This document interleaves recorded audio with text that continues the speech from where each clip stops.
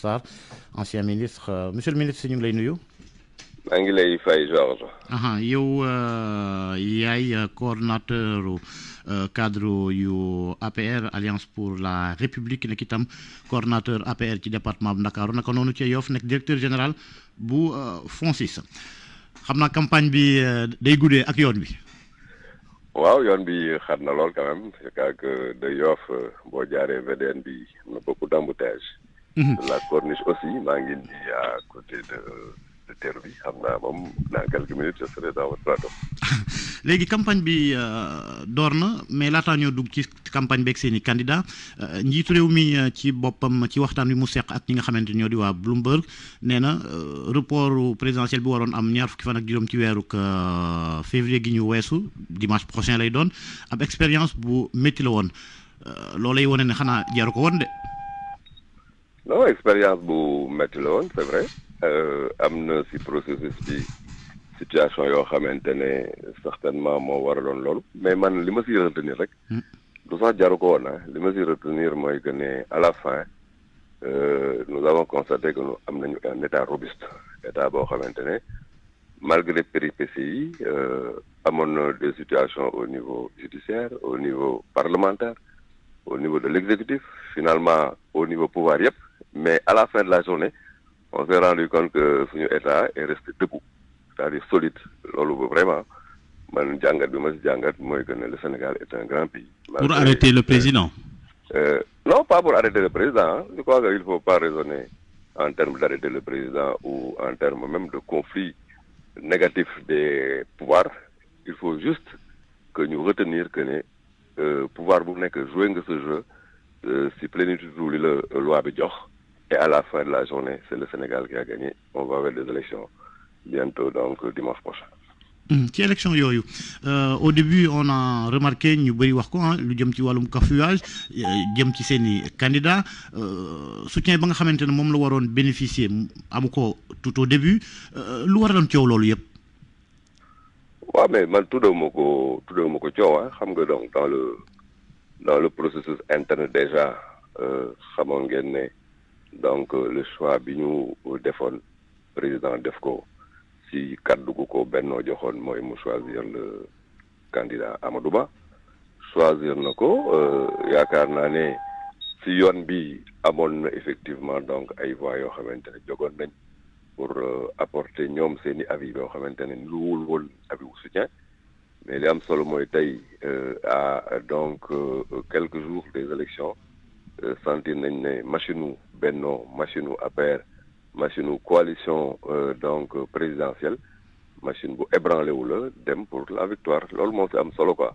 Parce que politique moom toujours mën naa am ay contradictions mais ce qu'il faut retenir simplement mooy que quelles que soient les contradictions bu ñu oublier jamais l'essentiel mooy ne pas scier la branche sur laquelle on est assis. Monsieur le ministre, est-ce que unité la dëggantaan wala unité de façade ndaxte gis nañ chassé croisé yi tantôt nga gis ne ñu génn ñëwaat est-ce que loolu garantie la de succès la est-ce que jàpp nañ réellement ils sont derrière Amadou Ba.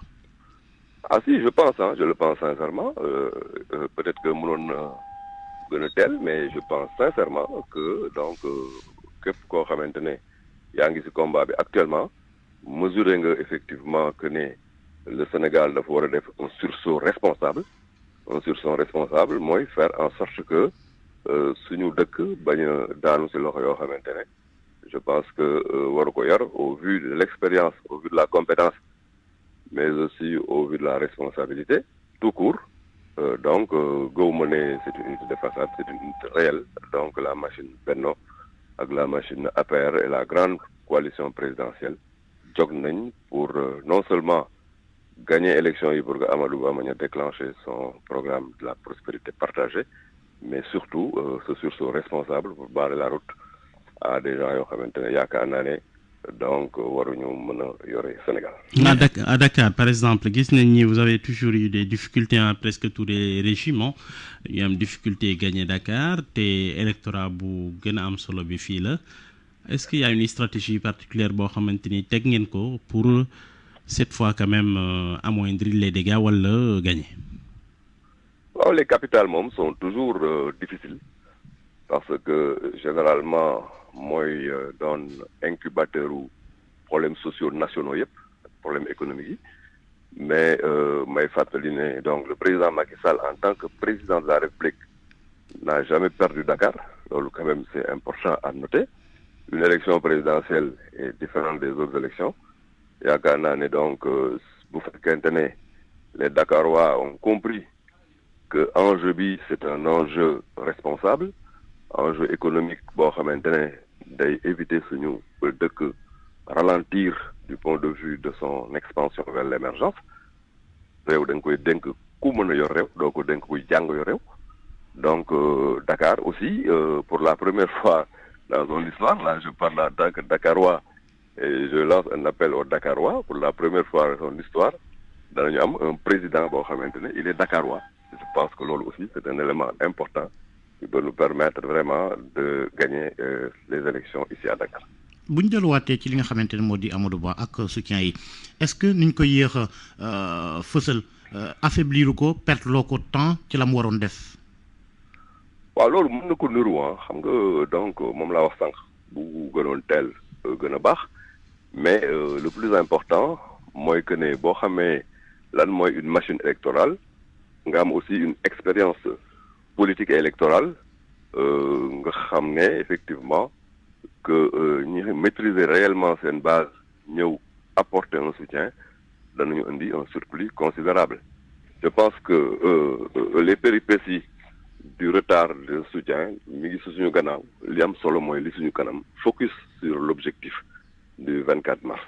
mais mbooloo mi nga xamante ne moom la yenn ñi di drainer c'est pas forcément la nga xamante ne moom mooy am ci mbañ gàcce ya.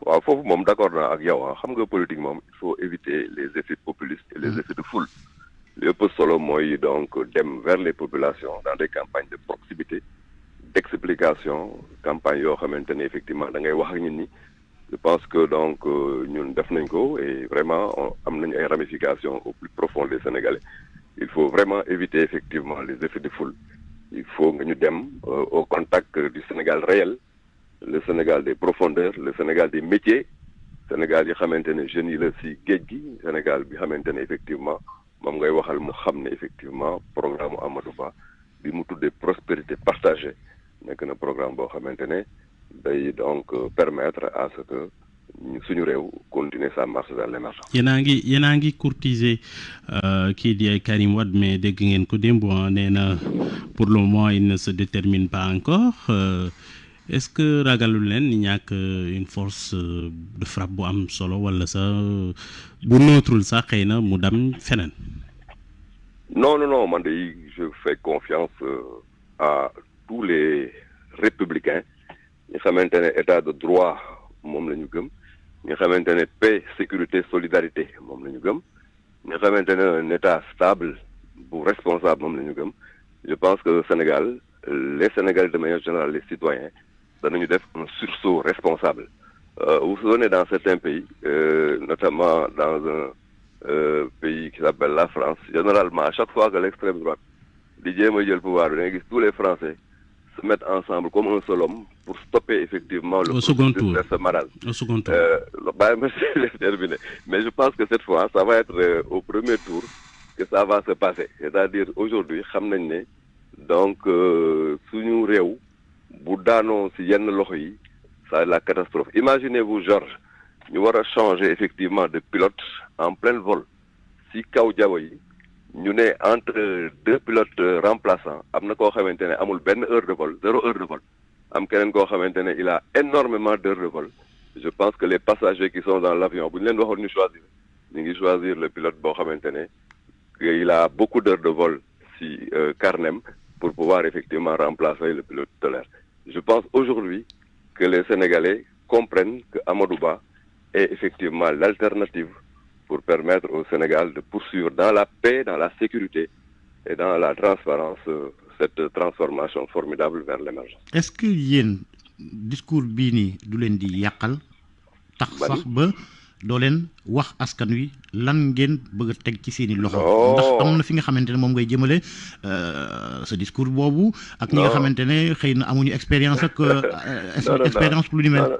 non Georges xam nga ñun suñu programme c'est tellement clair bu fekkee Amadou Ba ne il sera effectivement donc le candidat de l'emploi des jeunes avec ben processus vers le secteur primaire en créant effectivement sur le plan céréalier des corridors céréaliers sur le plan halieutique et aquacole aller vers l'autosuffisance sur des problématiques comme l'énergie, faire en sorte que le Sénégal soit un hub pétrolier et minier. Sur l'ensemble de ces questions-là, et même sur le troisième âge, on ne l'a pas suffisamment entendu de ce point de vue-là, mais en disant que... Voilà, danañ jox loo xamante day nuroog même pension de retraite. Muy une systématisation de la pension de retraite. Il y a énormément de propositions sur l'assainissement et donc, comment dirais-je encore, l'hydraulique rural et urbain en termes donc de couverture universelle. Je pense que le programme Amadou Ba, est-ce que vous n'êtes pas en train là de draguer le troisième âge parce que ndaw ñi dañ leen tourner le dos? Non, pas du tout. Xam nga buñ né xalé yi Amadou Ba sera le président wu xalé yi avec une création d'emplois formidable. Mais si suñu programme aussi amna lu am solo lo xamantene do fa tuddé une harmonie intergénérationnelle. Lolu lañu appelé fofu les jeunes, d'accord, mais aussi les personnes effectivement du troisième âge. Lolu lañu tuddé suñu programme l'harmonie intergénérationnelle parce que aujourd'hui au Sénégal, on a l'impression que on ne comprend pas que le Sénégal ben bop la. Té dañuy souvent opposer ndaw ñi ak mag ñi. Mais Amadou a compris que le véritable enjeu du Sénégal, c'est effectivement l'enjeu de l'inclusion et de l'harmonie intergénérationnelle. Tout cela est dans notre programme. Prenez le temps de le lire. Effectivement, c'est le programme le plus complet conduit par un homme, l'homme en tout cas aujourd'hui, qui doit nous conduire vers une stabilité et un développement économique dans la paix. Justement, yo touché du doigt un problème importance qui est réuni depuis quelque temps. Tu as l'impression qu'il y a un conflit de génération entre Magni et Khaleyi qui ne se comprennent pas et qui ni candidat jeune là, quel est peut-être Yapnani candidat peut-être des grands électeurs ou les nouvelles. Tey Nenga il sera le candidat pour réconcilier ñaari xeet yooyu ndax jàpp nga ni dina yomb ndaxte déjà jeunes yi moom ci lu bëri jàpp nañ ni tourné nañ le dos en tout cas presque candidat yu mel ni comme seen candidat yi. Non, xam nga il faut faire la part des choses. Essayez donc de ne pas confondre li am dans la sphère apparente politique avec li am dans la réalité économique et sociale. Moi, dans le candidat fait la part des choses. Parce que c'est un peu des actions populistes. Donc, en sorte qu'on a l'impression que les jeunes sont face aux anciens. Mais non. Le seul programme, la question de l'harmonie intergénérationnelle, c'est écrit noir sur blanc et développé, expliqué dans l'angle de fait. Moi, le programme du candidat Amadou Ba. Parce que nous toucher du doigt cette fibre donc populiste bi xamantene mu ngi jéem opposer les jeunes aux anciens. Mais aujourd'hui boo duggee dans la cellule de base de la société sénégalaise qui est la famille. Mais da nga fay fekk les parents et les jeunes. Pourquoi dans la famille les gens sont en harmonie ñu bëgg ñu opposer au niveau macro. Moo tax on a compris que tout cela c'est juste du populisme politicien pour attirer effectivement un électorat jeune. Mais les jeunes, ils accepter l'eau. Les jeunes sont très conscients que quelqu'un doit opposer effectivement aux anciens. Le Sénégal est un pays de harmonie là.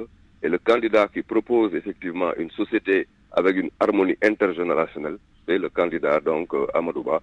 Je demande à tous les jeunes nous soutenir, mais à tous les anciens nous soutenir pour que les familles soient consolidées autour des jeunes. Mais Abdoulaye Diouf Sarr li Amadou mënul def fukki at ak ñaar naka la koy defee bu ma nee Amadou ndax moom nee na moom mooy candidat de la continuité. Mais Georges, il faut pas nga foog ne réew day fonctionner de manière séquentielle. Réew day fonctionner de manière effectivement donc continue si benn processus. Le Sénégal tey bu leen fàtte ne c'était le Sénégal de Senghor en 60 qui a construit effectivement donc la nation. Après c'est devenu le Sénégal de Diouf dans un processus évolutif mu introduire des éléments d'État. C'est après le Sénégal de Wade qui a développé de grands projets. Macky est venu accélérer pour donc nous placer sur l'œuvre de l'émergence. Mais Amadou, ce sera le 5e président boo xamante ne day continuer le processus pour ñu évoluer effectivement dans la stabilité vers une prospérité partagée en mettant devant l'inclusion sociale une croissance économique saine avec donc bien sûr de la valeur créée par les Sénégalais, mais aussi effectivement toute la dimension que je viens d'expliquer des jeunes et des plus jeunes, des moins jeunes, des plus âgés, ensemble dans une société solidaire pour faire le Sénégal de nos rêves. léegi gis nañ ni président Macky Sall ci wàllu en tout cas jàngat dañuy ne il a fait beaucoup de projets liggéey na def na ay efforts yu bëri ci réew mi en tout cas en termes de bilan ci wàllu en tout cas projet wala ci wàllu loo xamante ni ay infrastructures la qu'est-ce qui a manqué dans sa gouvernance selon yow objectivement pour que peut-être ñu dem ci situation boo xamante ni ñu bëri jàpp ni war na jóge fii selon yow. Moi je pense quand même que le président Macky Sall def na ci réew mi lu benn président musul def loolu c'est indéniable mais defu ko de manière j'allais dire hasardeuse daf ko def sur la base d'un plan et c'est la première fois dans l'histoire du pays ñu am un président bu liggéey sur la base d'un plan stratégique clair ñëwul dugg dans des dynamiques de lutte contre la pauvreté mais dafa ñëw teg le plan Sénégal émergent. Le plan Sénégal émergent avec ses 3 piliers du ma si ñëwaat nekk na effectivement donc loo xamante ne tey boo ko évaluer di nga sentir ne effectivement il y a des progrès. Qu'est-ce qui a manqué? Cependant, dans un pays comme le Sénégal. Très rapidement ndax lu des bëreetul. Très rapidement, je pense quand même que ce qu'il faut faire, c'est travailler surtout sur la dynamique jeune. Les jeunes de ce pays-là ont besoin d'emploi. Et je pense que aujourd'hui, il faut orienter toutes les politiques, et je vis vraiment politique yep, vers effectivement une dynamique qui crée de l'emploi. Donc, économie orientée emploi des jeunes. Économie orientée inclusion sociale. Avec quel secteur? Économie, mais l'ensemble des secteurs, notamment les secteurs primaires, en développant les chaînes de valeur, l'industrialisation. Je pense que bon, de prospérité partagée, je le recommande, Georges, de cet angle, di nga sentir véritablement que le pays bi xamante ne moom la ñuy consolider avec le président Amadou Ba, ce sera un pays buy créer de la valeur ajoutée boo xamante ne les chaînes de valeur en termes d'industrialisation seront installées à tout point de vue. Merci jërëjëf Abdoulaye Diouf Sarr. Macky Sall dana wàcc ci campagne bem mais Macky mi ngi ci campagne bi yaakaar naa ne donc ñëpp ñu ngi donc aujourd'hui donc en branle pour faire gagner notre candidat Amadou Ba qui inchallah au soir du 24 sera le 5e président de la République du Sénégal. Merci Abdoulaye Diouf Sarr, ancien ministre, coordinateur cadre APR, coordinateur APR département bu Dakar nako noonu itam ca Yoff nekk directeur général bu FONSIS. ñu lay gërëm di gërëm Mohamed Aliou Mba mi ma àndaloon ci waxtaan wi nuyu ak ziar sunu mbokk yi ci TFM ñu yendook jàmm. ñu ko daan defee at bu jot Soumari.com dina leen gungewaat si koor gi en vous proposant tous les articles dont vous avez besoin muy électronique téléphone portable vaisselle yu rafet te baax meuble réfrigérateur marque boo bëgg congélateur horizontal wala vertical capacité boo soxla micro-ondes téléviseur cuisinière yu yomb ànd ak garantie ak bépp électroménager boo soxla rax ci dolli bis bu nekk dinañu choisir ay clients may leen ay cadeau yu am maanaa ngir promo spécial Ramadan bi bañ kaa rëcc commandeel ci www.soumari.com wala nga wooñu au 33 842 25 05 wala 78 636 56 20 su la neexee itam nga dem Soumari Bourguiba